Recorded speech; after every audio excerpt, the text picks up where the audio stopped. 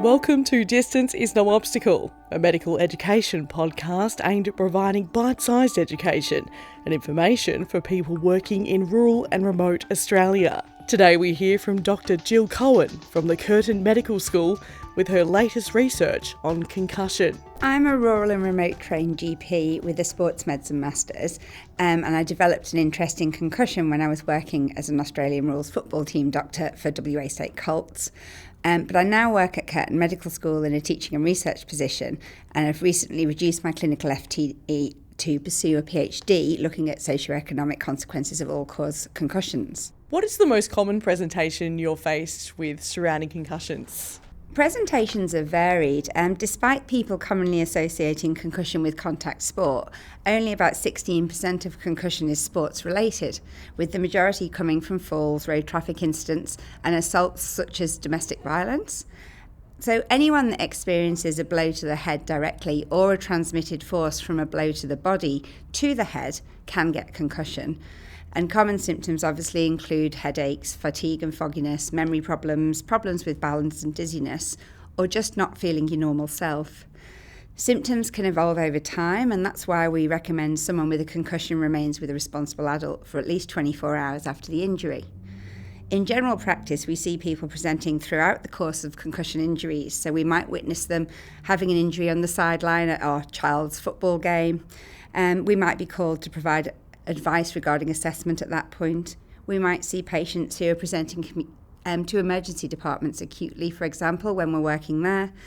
We might see those presenting for follow-up in our clinics, or we might experience patients who are presenting requesting clearance for return to sport or school or driving, for example. But we also see the patients with persisting symptoms who've failed to return to their pre-injury level of function despite it being more than 4 weeks after their initial injury. How have the protocols surrounding concussion changed recently, and where can we find the most up-to-date information? Well, I'm glad you asked me that, because you're right, it has changed quite a lot recently. Concussion research and recommendations are rapidly evolving, and as such it can be difficult to keep up with the most recent recommendations. The WA Public Health Association WAFA has a mild traumatic brain injury, otherwise called MTBI or concussion, health pathway, which is updated regularly and as guidelines change, and that was written in conjunction with the State Head Injury Unit and provides useful information regarding assessment and management. For those who see specific cohorts, so for example sports-related concussion, the updated sports-related concussions consensus statement was recently published in the BJSM, and this can easily be found in the health guidelines section of the Connectivity TBI Australia website. And that website also provides links to best practice guidelines as well as excellent patient resources and free educational videos. In WA, the State Head Injury Unit also has a concussion programme which can provide support to patients with persisting symptoms as well as excellent resources. So how do you deal with a pushy parent, coach, player when they're deemed crucial to play, yet your judgment requires them to rest? Yeah, that can be really tricky, but the most important message in relation to recent updates in concussion management is that we should be focusing on the correct management, and that includes avoiding cocooning patients during the early stages.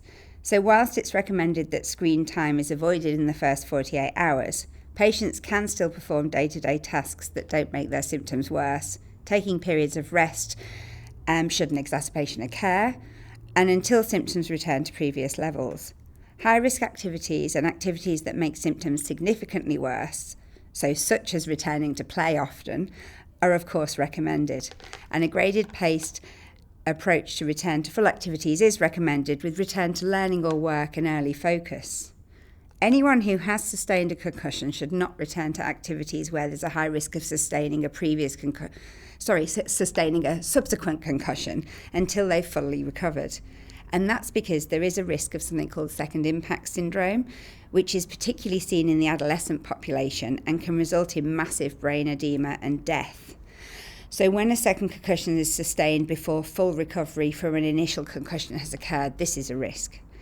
At present, the minimum of 2 weeks is typically suggested before return to high-risk activities are restarted in a patient who has fully recovered. And they must have no residual symptoms, including activities that increase the heart rate, such as jogging, not precipitating a return of previous symptoms.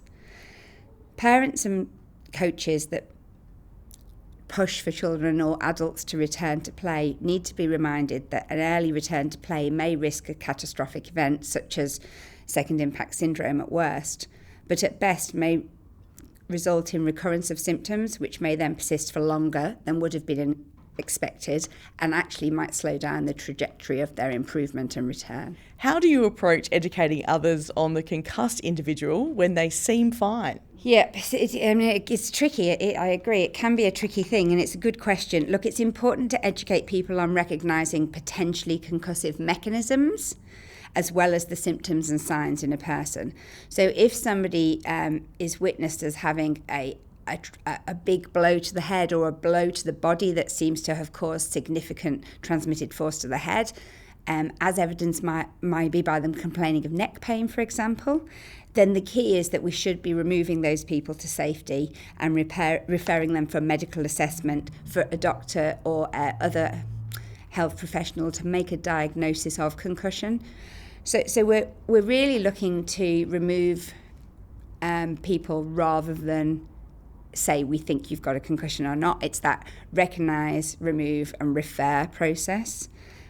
Tools such as the Concussion Recognition Tool, or CRT, can be useful in assisting non-medical people in identifying those who are at risk and require medical evaluation. But only medical professionals, as I said, should make a diagnosis of concussion, and therefore the people with potential injuries should be seeking review. Those patients who have concussion diagnosed but report feeling fine and wishing to return to high-risk activities before medically recommended should again be reminded of the potential risk of symptom recurrence and the potential for second impact syndrome. And for those who are scientifically minded, they may be interested to know that changes in cerebral blood flow and cellular mechanisms have been shown to lag behind clinical recovery. How are different age groups assessed differently, and are there varying symptoms between children to elderly patients, and if so, how does this influence treatment? Yeah, that's a really good question. General practitioners obviously have excellent experience in assessing different age groups. That's their bread and butter. As with all assessments, a thorough history, including factors that might confound recovery or suggest an alternative diagnosis, should be sought.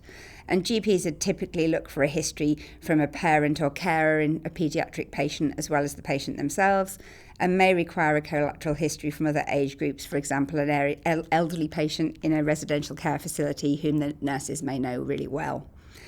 Elderly patients, of course, are at higher risk of polypharmacy or comorbidities, which may increase their risk of an alternative diagnosis from a concussion, such as a subdural hematoma. But GPs are really well placed to make such assessments, and we're familiar with head injury assessment tools such as the Canadian Head CT or Nexus CT head instruments, and they assist us in guiding patients who may require imaging. Imaging isn't normally required in a concussion diagnosis, which is a clinical diagnosis made from thorough history and examination, and with the exclusion of focal neurology. There's different assessment tools that can be used as adjuncts to clinical assessments by the GPs, and these include the SCAT-6 and SCOTE-6 for adults and children over 12 years of age, and the Child SCAT-6 or Child SCOTE-6 for children aged 8 to 12. Similarly, in children, examination might need to be guided by age, development, and their ability to follow the complex instructions sometimes needed to do some of the more complex concussion examinations, such as assessing vestibular, ocular, motion, balance and autonomic assessments. Can you explain how treatment within the metro area and rural communities differ? Well, as you're aware, WA is a vast state and there's significant differences in regions, distances to secondary and tertiary care and access to public and private healthcare. Rural and remote GPs are often in a situation where they're the GP, the ED doctor, and they have community relationships where they're involved with the local sports, the activities and the community events. So they wear all these hats, which it places them in a wonderful position of knowing their patients well, but also faces them with the complexities of often single-handedly managing patients with concussion from the sideline, the skate park, the residential care home, or a community accident or assault, all the way through to recovery, or deciding how to proceed with management of persisting symptoms, often without easy access to allied health professionals or specialists with expertise in concussion. So some communities don't even have a GP, relying on visiting GPs with RFDS, visiting Aboriginal medical services or nursing posts to provide care. But saying this, even in the towns and cities, access to concussion management support can be difficult for GPs, especially if patients don't have the resources to pay for private funded care with allied health or specialist services. The WAFA MTBI Health Pathway hopes to assist GPs with provision of up-to-date resources and information to assist them with patient management. Of key is early patient education and reassurance. There's good evidence to suggest that patients who are given adequate explanation of concussion and its management and reassured that their most likely outcome is full recovery do better. What resources do you recommend for rural health professionals to refer for the treatment and management of concussed patients? So, as I mentioned, the WAFA Health Pathway aims to assist GPs with up-to-date assessment and management information to assist in supporting their patients in the community. Connectivity TBI Australia continues to collate and provide up-to-date concussion information for both health professionals but also patients. And I'd love GPs to consider contacting the WA Concussion Network via Connectivity, which is a group where professionals meet regularly online to discuss cases, updates and share knowledge. For patients with persisting symptoms, the State Head Injury Health Unit in WA is able to provide patients with telehealth support, and that may be of useful in particular to those in regional and remote areas.